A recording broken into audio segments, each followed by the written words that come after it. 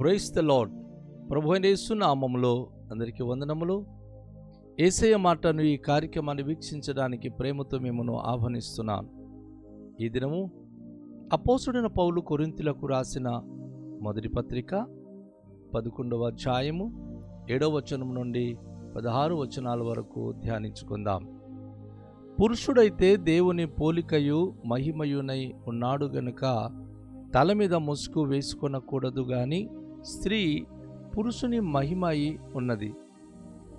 ఏలనగా స్త్రీ పురుషుని నుండి కలిగెను గాని పురుషుడు స్త్రీ నుండి కలుగలేదు. మరియు స్త్రీ పురుషుని కొరకు గాని పురుషుడు స్త్రీ కొరకు సృష్టింపబడలేదు. ఇందువలన దేవదూతలను బట్టి అధికార సూచన స్త్రీకి తల మీద ఉండవలెను. అయితే ప్రభువునందు స్త్రీకి వేరుగా పురుషుడు లేడు, పురుషునికి వేరుగా స్త్రీ లేదు. స్త్రీ పురుషుని నుండి ఎలాగూ కలిగెనో అలాగే పురుషుడు స్త్రీ మూలంగా కలిగెను. గాని సమస్తమైనవి దేవుని మూలంగా కలిగి ఉన్నవి. మీలో మీరే యోచించుకొనుడి. స్త్రీ ముసుగు లేనిదై దేవుని ప్రార్థించుట తగునా? పురుషుడు తల వెండ్రుకలు పెంచుకునుట అతనికి అవమానమని స్వభావ సిద్ధముగా మీకు తోచును గదా. స్త్రీకి తల వెండ్రుకలు పైట చెంగుగా ఇవ్వబడెను గనుక ఆమె తల వెండ్రుకలు పెంచుకొనుట ఆమెకు ఘనము. ఎవడైనను కలహప్రియుడుగా కనబడినడలా మాలోనైనను దేవుని సంఘంలోనైనను అట్టి ఆచారము లేదని వాడు తెలుసుకొనవలెను. ప్రభునందు ప్రియమైన వాళ్ళారా,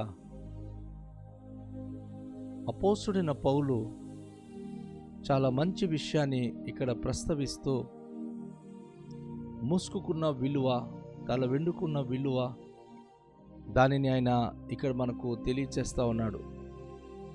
పురుషుడైతే దేవుని పోలికయు మహిమయునై ఉన్నాడు. దేవుని మహిమను వివరించడానికి కదా పురుషుడు తయారు చేయబడ్డాడు. దేవుని పోలికగా దేవుని మహిమ కొరకు ఆయన చేయబడి ఉన్నాడు గనుక తల మీద ముసుగు వేసుకోకూడదు. పురుషుడు దేవుని మహిమ నిమిత్తం చేయబడిన వాడు కనుక ముసుగు వేసుకోకూడదు. కానీ స్త్రీ పురుషుని మహిమ అయి ఉన్నది. కానీ స్త్రీ ముసుగు ఎందుకు వేసుకోవాలి అంటే ఆ స్త్రీ ఆ పురుషునికి మహిమకరంగా, పురుషునికి ఒక దీవెనకరంగా, పురుషుని యొక్క కీర్తిని ప్రచురించేటటువంటి స్థితిలో స్త్రీకి దేవుడు తయారు చేశాడు. అయితే స్త్రీ పురుషుని నుండి కలిగెను గాని పురుషుడు స్త్రీ నుండి కలగలేదు. దేవుడు నిర్మించినప్పుడు ఆదాము ముందు తయారు చేయబడ్డాడు. తన ప్రక్కటి ఎముక తీసి స్త్రీనిగా తయారు చేసి స్త్రీలో నుండి, నరులో నుండి కలిగిన గనుక నువ్వు నారి అనబడదు అని ఆ మాటను ఆ రోజు ఏదెను ఉద్యానవనములో ఆదాము తెలియజేశాడు. కనుక ప్రియ దేవుని యొక్క బిడ్డలారా, పురుషునిలో నుండి కలిగినటువంటిదే స్త్రీ అని ఈ వచనములో తెలియచేస్తూ అపోస్తుడైన పౌలు స్త్రీ పురుషుని కొరకే గాని పురుషుడు స్త్రీ కొరకే సృష్టింపబడలేదు అనే ఒక మాట నొక్కి చెప్తున్నాడు. ఒక పురుషుడు ఒంటరిగా ఉండకూడదు. తనకు సాటి అయిన సహకారిని కావాలని దేవుడు పురుషుని కొరకే స్త్రీని తయారు చేశాడు. కానీ స్త్రీ ముందు తయారు చేయబడి ఈ స్త్రీకి ఒక్క పురుషుని చేయాలి అని దేవుడు చేయలేదు.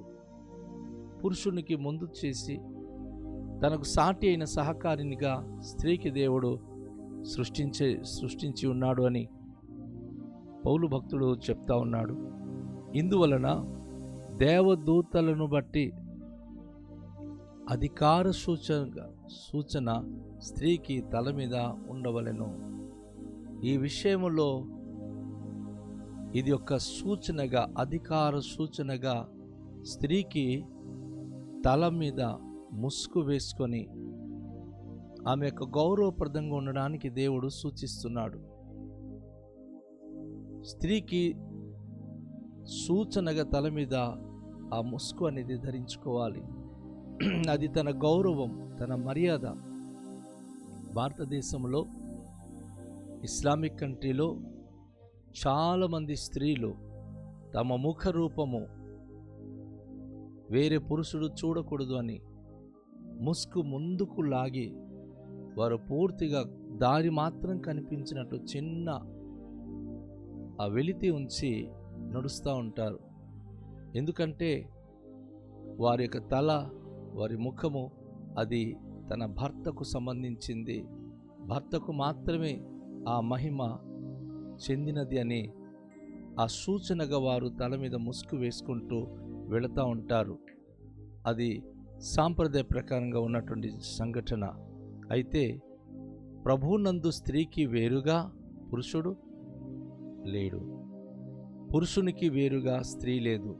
11వ వచనానికి వచ్చినప్పుడు అపోస్తలుడు పౌలు అంటున్నాడు, స్త్రీ పురుషుడని భేదము లేదు, ప్రభువునందు దేవుని సన్నిధికి వచ్చినప్పుడు స్త్రీ వేరే పురుషుడు వేరే అనే సిద్ధాంతము లేదు. ఎందుకంటే అందరూ ఆయనలో ఏకమై ఉన్నాం, ఆయనను బట్టి కలిగి ఉన్నాం. స్త్రీ పురుషుని నుండి ఎలాగో కలిగెనో అలాగే పురుషుడు స్త్రీ మూలంగా కలిగెను, కానీ సమస్తమైనవి దేవుని మూలంగా కలిగి ఉన్నది. మొదటి తొలి ఆదమైతే దేవుడు తయారు చేశాడు, కానీ తనకొక స్త్రీని సహధర్మచారిణిగా తయారు చేశాడు. కానీ ఇప్పుడు జరుగుతున్న జనరేషన్ పురుషుని నుండియే కాదు, స్త్రీ తను గర్భము ధరించి బిడ్డలను కంటుంది కనుక స్త్రీ నుండియే ఈరోజు పురుషులు లేక పిల్లలు కలుగుతున్నారు.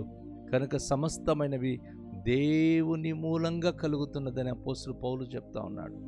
స్త్రీ పురుషుడని భేదాభిప్రాయం లేకుండా దేవుడు ఏ రీతిగా ఆయన చేస్తూ ఉన్నాడో ఆ విషయాన్ని ఆయన ఇక్కడ వ్యక్తపరుస్తూ ఉన్నాడు. నిజమే, తొలి మానవుడు ఆదమైతే ఒంటరిగా ఉండడం మంచిది కాదని స్త్రీని తయారు చేశాడు దేవుడు. కానీ ఇప్పుడు దేవుడు అలా మట్టిని చెక్కుంటూ తయారు చేయట్లేదు. కానీ యెషయా గ్రంథము ప్రవక్త 49వ అధ్యాయం 16వ వచనంలో అంటాడు, చూడు మా అరచేతులతో, నా అరచేతుల మీద నేను చెక్కి ఉన్నానంటాడు ఆయన. ప్రతి పురుష సంతానమే కానీ స్త్రీ సంతానమే కానీ దేవుడు తన అరచేతులతో చెక్కి తల్లి గర్భంలో రూపించేటటువంటి వాడు దేవుడు. ఆయన మూలంగానే సమస్తము కలుగుతుంది. ఆయన ద్వారా, ఆయన మూలముగా, ఆయన నిమిత్తమే మనమంతా కూడా కలిగి ఉన్నాం. ఇందులో భేదాభిప్రాయముల గురించి మాట్లాడడానికి వీల్లేదు, ఎలాంటి భేదములు ఉండదు. మీలో మీరే యోచించుకొనుడి, స్త్రీ ముసుగు లేనిదై దేవుని ప్రార్థించుట తగునా? అందుకే మీరే మీ మట్టుకు మీరే ఆలోచించండి. నేను చెప్తున్నానని మీ మధ్య మీరు ఆ విషయమై అనుకోవడం కాదు, కానీ ఆలోచించండి. ఒక స్త్రీ గౌరవప్రదంగా ఉండాలి అంటే, మర్యాదపూర్వకంగా ఉండాలంటే, దేవునికి ఆమె ఘనపరచాలంటే, హానర్ చేయాలంటే తను ముసుగు వేసుకొని ప్రార్థించుట తగును. ఆ ముసుగు అనేది మనుషుల కోసం కాదు. అన్య జనాంగమైతే ముసుగు వేసుకున్నప్పుడు వారి ముఖం వేరే వాళ్ళు చూడకూడదు అని. కానీ బైబిల్ ప్రకారంగా ముసుగు దేనికంటే, నీ మహిమ నీ తల మీద ఉంది, దేవుని మహిమ, నీ భర్త మహిమ నీలో ఉంది, నువ్వు దేవుని మహిమ కొరకు చేయబడిన దానవు కనుక ముసుగు వేసుకొని ప్రార్థించుట అది మంచిది. ముసుగు లేనిదై దేవుని ప్రార్థించుట తగునా? అది మంచిదేనా? ఆలోచించండి ప్రియులారా. ఈరోజు కొరింథీ సంఘానికే కాదు, మన సంఘాలకు కూడా అది చాలా అతి ప్రాముఖ్యమైన విషయము. ముసుగు లేకుండా మనం ఏ పని చేసినా బోధించినా అది తప్పు. పురుషుడు తన తల వెండ్రుకలను పెంచుకొనుట అతనికి అవమానమని స్వభావ సిద్ధముగా మీకు తోచును కదా. చాలామంది జుత్తు పెంచుకుంటున్నారు. ఇందులో 2 రకాలు ఉన్నాయి. మొక్కుబడి చేసి పెంచుకున్న వాళ్ళు ఉన్నారు, స్టైల్కి పెంచుకునేవారు ఉన్నారు. స్టైల్కి పెంచుకునేవారు వారు రకరకాలుగా వస్త్రధారణ చేస్తూ ఉంటారు. మ్రొక్కుబడికి పెంచుకున్నవారు ఆ మ్రొక్కుబడి చెల్లించిన తర్వాత పూర్తిగా గుండు గీసుకుంటారు వాళ్ళు మ్రొక్కు చెల్లించినప్పుడు. అయితే క్రైస్తులలో మ్రొక్కుబడి చేసిన వారు, ఉదాహరణగా మనం ప్రశ్న రావచ్చు, యేసు ప్రభు తల వెంట్రుకలు కూడా పొడవు కదా, ఇక్కడ బైబిల్లో పురుషుడు తల వెంట్రుకలు పెంచుకోకూడదు అని ఉంది, మరి యేసు ప్రభు తలలో అంత పొడవు జుత్తు ఎలా పెంచబడింది, అది స్వాభావికంగా తప్పే కదా అని అనుకోవచ్చు మీరు. కానీ యేసు ప్రభు వారు నాజీరు అయినవాడు. నాజీరు అంటే చిన్నప్పుడే దేవుడికి వారు సమర్పించుకుంటారు, దేవునికి తల్లిదండ్రులు సమర్పించేస్తారు. ఈ బిడ్డ దేవుని బిడ్డ అని, ఆ దేవుని బిడ్డని మొక్కుబడి చేసి సమర్పించిన తర్వాత వారు నాజీరు వ్రతం పాటించడానికి వారు తమ జుత్తు పెంచుకుంటారు. వారు చనిపోయే వరకు ఆ జుత్తు పొడవుగానే ఉండాలి. మనకు బైబిల్లో ఒక 2 వ్యక్తులు కనిపిస్తారు నాజీరుగా ఉండి దేవుడికి సమర్పించుకున్న వారిలో. ఒకడు సంసోను, కానీ ఆయన పాపంలో పడిపోయి తన జీవితాన్ని నాశనం చేసుకుని జుత్తు కత్తిరించుకొని ఆయన మరణ వేదనలో భయంకరంగా చనిపోయినట్లుగా చూస్తాం. కానీ యేసు ప్రభు దగ్గరికి వచ్చినప్పుడు ఆయన పరిశుద్ధుడు, ఆయన జుత్తు నాజీరుగా ఆయన ఉండి ఆయన ఎట్టు కత్తిరించుకోలేదు, దేవుని మహిమకరంగా ఆయన ఉంచాడు. స్త్రీకి తల వెంట్రుకలలో పైట చెంగుగా ఇవ్వబడిన గనుక ఆమె తల వెంట్రుకలు పెంచుకునుట ఆమెకు ఘనము. స్త్రీకి ఈరోజు ఉన్నటువంటి పొడవైన జుత్తు అది నాజీరు కాదు, కానీ తనకు అది పైట చెంగుగా ఇవ్వబడింది అని అపోస్తలుడు పౌలు చెప్తా ఉన్నాడు. ఏ స్త్రీ అయినా తన పొడవు జుత్తును బట్టి ఒక పౌట్ చెంగులాగా ఆమె దానిని పెంచుకుంటుంది, అది ఆమెకి ఘనము. ఏ స్త్రీ అయినా సరే జుత్తు పొడవుగా ఉండి దానిని భద్రంగా తన దేహములో పెంచుకున్నప్పుడు అది తనకు ఘనము, తనకెంతో అది సంతోషకరము. ఈ రోజుల్లో స్త్రీలు అనేక ప్రయోగాలు చేసి జుత్తు అంతా కూడా కొండి అయిపోయి వారు ఆ జుత్తు వారికి ఎందుకు అని కత్తిరించుకుంటున్నారు. సో అది కత్తిరించుకోవడం అనేది అవమానకరము, అది దేవుని వాక్యానికి తగనిది అని తెలుసుకోవాలి. అలాగే వాక్యములు మనం ధ్యానించినప్పుడు, ఎవడైనను కలహ ప్రియుడుగా కనబడినడలా మాలోనైనను దేవుని సంఘములోనైనను అట్టి ఆచారము లేదని వాడు తెలుసుకొనవలెను. ఎవరైనా ఈ జుత్తు గురించో ముసుగు గురించో ఏదో విషయంలో కలహము చెప్పేవారు ఎవడైనా వచ్చాడనుకునే సంఘంలోనికి, అది ఎందుకు, ఇది ఎందుకు, ఇలా చేయకూడదు, అలా చేయదు, అది అవసరం లేదు.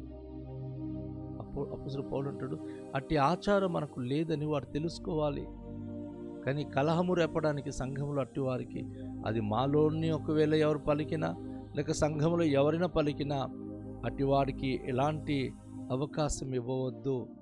అలాంటి ఆచారం మన క్రైస్తత్వంలో లేదు అని 16వ వచనంలో ఖండనగా ఈ మాటను అపోస్తలుడు పౌలు తెలియచేస్తూ ఉన్నాడు. దేవుని యొక్క సన్నిధిలో మనమందరం ఆచారబద్ధంగా ఉండేవారు కాకుండా ఆత్మీయులుగా ఉండడానికి ప్రభు సహాయం చేయనుగాక. ప్రార్థన చేద్దాం. దయగల తండ్రి, మీకు వందనాలు. విన్న వాక్యమును మా జీవితాలకు ఆశీర్వాదకరంగా ఉంచండి. వాక్యమును ఆ క్రమమును బట్టి జీవించడానికి కృపనివ్వండి. మీ కరుణ, మీ కటాక్షము ప్రతి బిడలకు అనుగ్రహించి ఈ దినం ధ్యానిస్తున్న మీ పవిత్ర లేఖన భాగమును బట్టి మేమందరూ ప్రభు మీ మహిమ కొరకు జీవించే కృపను అనుగ్రహించుమని, ప్రభువా సత్యాన్ని తెలుసుకొని సత్యాన్వేషకులై మీ వాక్యం బట్టి జీవించే కృప మాకు ఇంకా అనుగ్రహించి నేర్పించుమని యేసు నామములో ప్రార్థిస్తున్నాము తండ్రి, ఆమేన్. అందరికీ షాలోం. ప్రభు మనను దీవించునుగాక.